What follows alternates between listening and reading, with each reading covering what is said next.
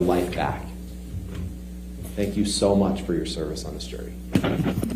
Thank you, Mr. Rottenborn. Members of the jury, this is an important case to both the plaintiff and the defendant.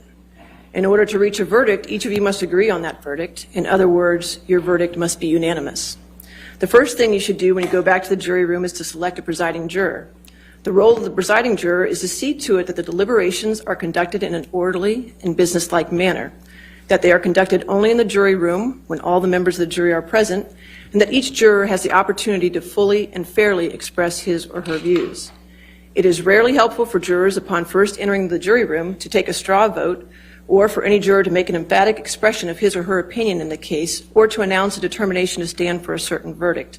To do so before all jurors have had an opportunity to consult with one another and exchange views and opinions might allow your sense of pride to prevent you from retreating from an announced position, even when shown that such position is unsound. You have a duty to consult with one another and to deliberate with the objective of reaching an agreement, if it can be done without offending your individual judgment. Each of you must decide this case for yourself, but only after an impartial consideration of the evidence with your fellow jurors. In the course of deliberation, a juror should not hesitate to re-examine his or her views and change his or her opinion if convinced it is an error. However, none of you should surrender your honest conviction as to the weight or effect of the evidence solely because of the opinion of your fellow jurors or for the mere purpose of returning a verdict. In the jury room, you will have the exhibits that were entered into evidence. You will also have the instructions of law that I just read to you, and you will have the verdict forms. You'll also have a laptop, and that laptop will have just 2 files on it, and Deputy Lusa will set it up for you in the jury room. One is the plaintiff's files for audio and video files, and one's the defendant's files for audio and video files, and you'll be able to hear and watch those as well, the ones that were submitted into evidence.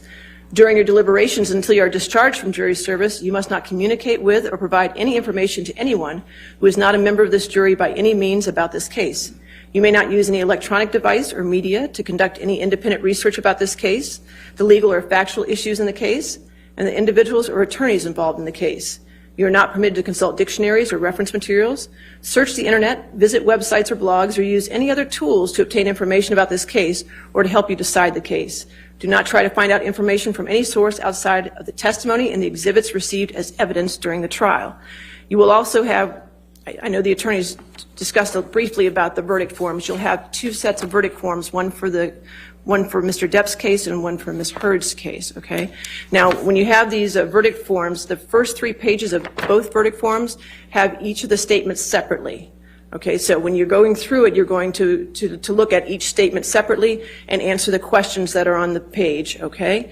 Now, if you decide yes for every question for a statement, then that's when you go to the last page of the verdict form, which is for damages. So, for example, if you find yes for all of statement 1, then you could go to 4 and 5 for damages.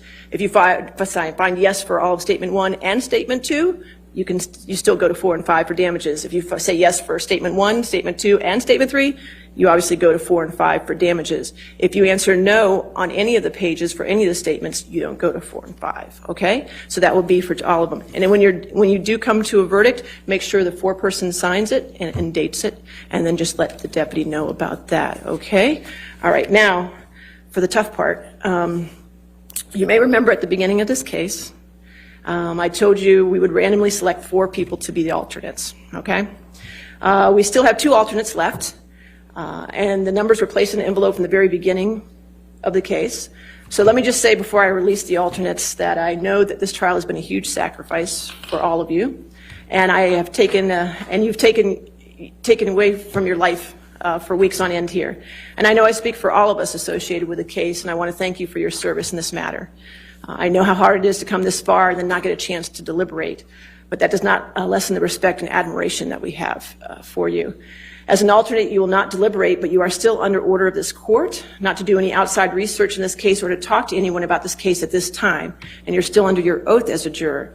That is because if something happens to a juror during deliberations, I will call you back for service, and you will join the deliberations and they'll start again and you'll be part of the jury. So you are under these restrictions and your oath until a verdict is reached. We will contact you once this has occurred, and then you'll be free from your obligations, okay? But again, thank you for your service. All right? So in this matter, the alternate jurors are juror number 3 and 14. All right? So at this time, those jurors are excused, and also the remaining jurors can retire now to the jury room to begin their deliberations. Okay? So thank you all. Okay?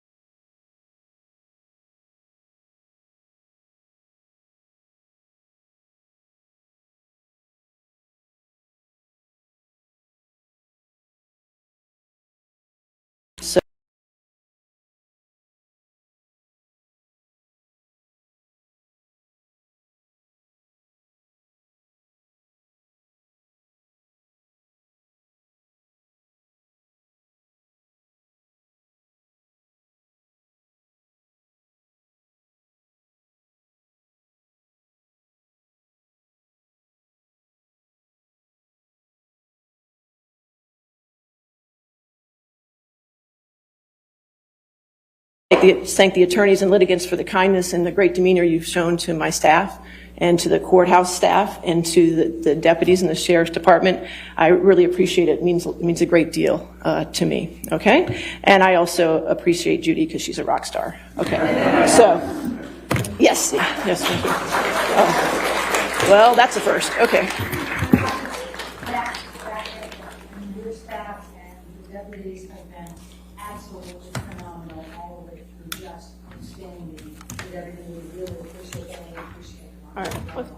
All right. That is one thing on which, Ms. Preda-Hofton, we respectfully agree. Completely agree. Completely agree. Well, good. I'm glad on the last day we finally have an agreement. Thank you, Your Honor. We're very grateful. Thank you. You want to approach? Sure.